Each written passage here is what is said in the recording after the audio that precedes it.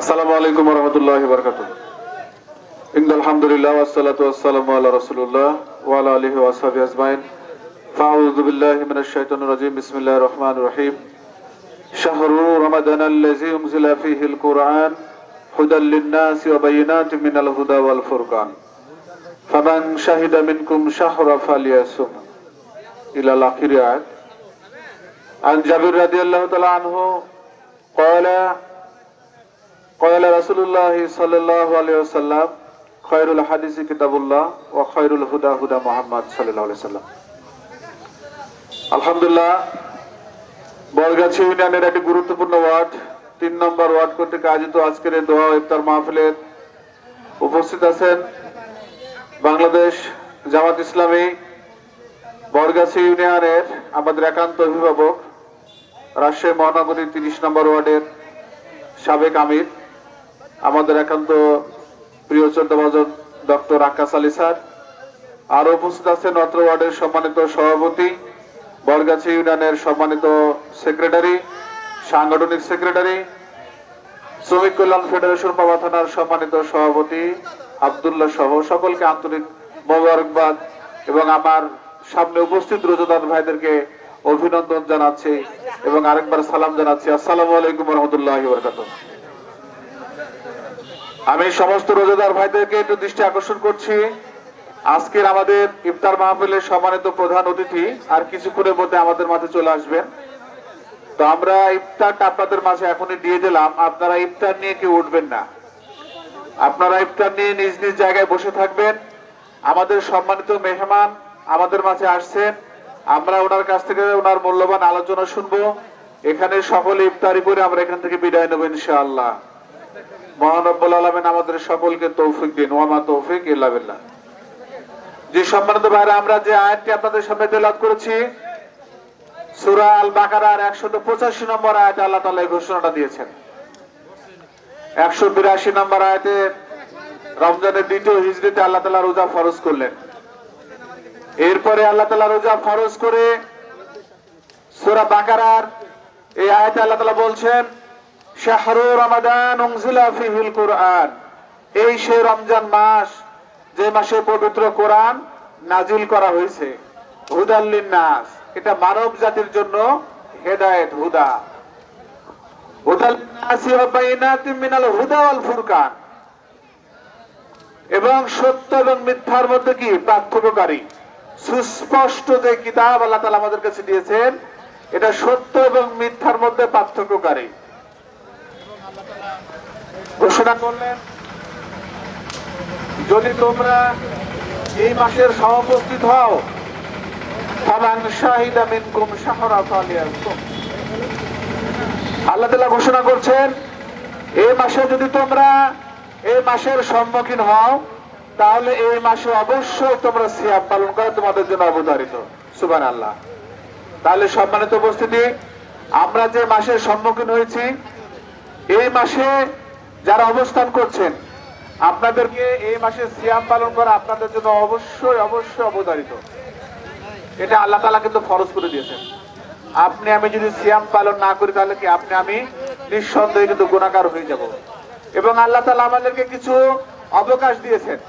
আল্লাহ তাআলা বলছেন, ইউরিদুল্লাহু বিকুমুল ইসরা ওয়া লা ইউরিদু বিকুমুল উসরা, আমি তোমাদের জন্য সহজ করতে চাই, তোমাদের জন্য কঠিন করতে চাই না। রমজান মাস আল্লাহ তাআলা আমাদেরকে দিয়েছেন, এই মাসে যেন প্রত্যেক মুমিন নর নারী যাতে সিয়াম পালন করতে পারে, সেই জন্য আল্লাহ তাআলা কিছু সুযোগ সুবিধা আপনাদেরকে দিয়েছেন। সুযোগ সুবিধাটা কি?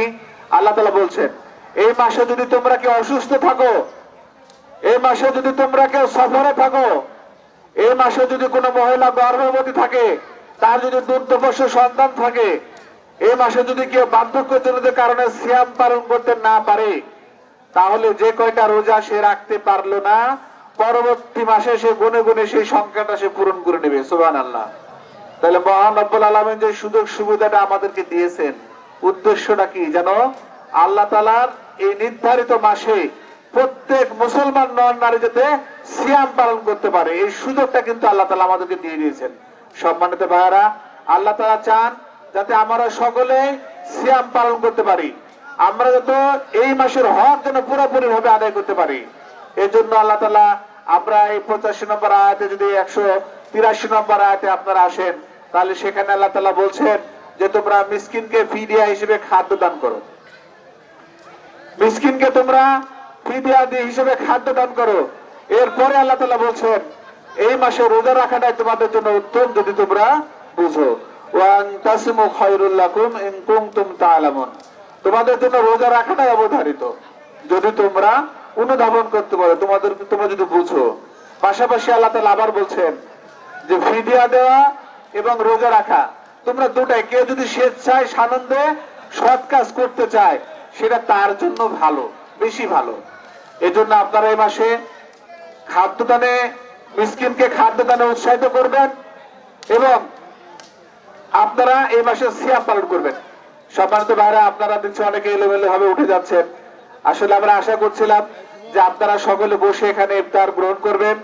আমাদের মেহমান আসছে, ওনার কিছু আলোচনা আপনারা শুনবেন। এই জন্য আপনাদেরকে আমরা নির্ধারিত সময়ের অনেক আগে ইফতার এটা পরিবেশন করেছি। আশা করছি যে আপনারা একটু বসে এখানে ইফতার করবেন এবং মেহমানের আলোচনা শুনে যাবেন। পাশাপাশি আমি একটা হাদিস আপনাদের সামনে তেলাওয়াত করেছি। আর জাবির রাদিয়াল্লাহু তাআলা আনহু قال রাসূলুল্লাহ সাল্লাল্লাহু আলাইহি সাল্লাম খায়রুল হাদিস কিতাবুল্লাহ। সর্বোত্তম বাণী হচ্ছে আল্লাহ তাআলার বাণী, আল্লাহ তাআলার কিতাব। সর্বোত্তম বাণী মহান রব্বুল আলামিনের কিতাব, অর্থাৎ পবিত্র মহাগ্রন্থ আল কোরআন এবং হাদিস। এবং সর্বোত্তম পথ হচ্ছে কি মুহাম্মদ সাল্লাল্লাহু আলাইহি সাল্লামের দেখানো পথ এবং মত। এটা হচ্ছে সর্বোত্তম পথ। আমরা যদি আমাদের পথ চিনতে ভুল করি তাহলে কিন্তু পরকালে আমরা ক্ষতিগ্রস্ত হয়ে যাব। আমরা দুনিয়াতে ক্ষতিগ্রস্ত হয়ে যাব এবং আখিরাতে ক্ষতিগ্রস্ত হয়ে যাব। সম্মানিত ভাইরা, আসুন বর্তমান সময়ের দিকে যদি আমরা আমাদের বিশ্বের দিকে যদি মধ্যপ্রাচ্যের দিকে চোখ বোলাই তাহলে আমরা দেখতে পাচ্ছি যে আমরা আসলে মুসলমান নামধারী, কিন্তু আমাদের মধ্যে কিন্তু ভ্রাতৃত্ব নাই। আমরা ভ্রাতৃত্ব সংকটে ভুগছি। আমরা ভ্রাতৃত্ব সংকটে অবস্থান করছি। এক মুসলমান আরেক মুসলমানের ভাই, অথচ একটি দেহের সঙ্গে তুলনা করা হয়েছে, কিন্তু দেখছি যে না, একটা মুসলমান আরেকটা মুসলমানের শত্রুতে অবস্থান করছে বর্তমান সময়ে।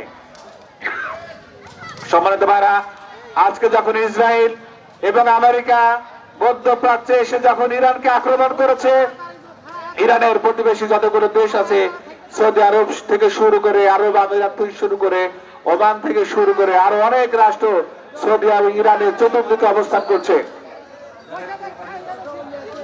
আপনারা যারা ইফতারি পান নাই, আপনারা একটু মেহরবানি করে বসে যান, আপনাদের কাছে ইফতারি পৌঁছে দেওয়া হবে।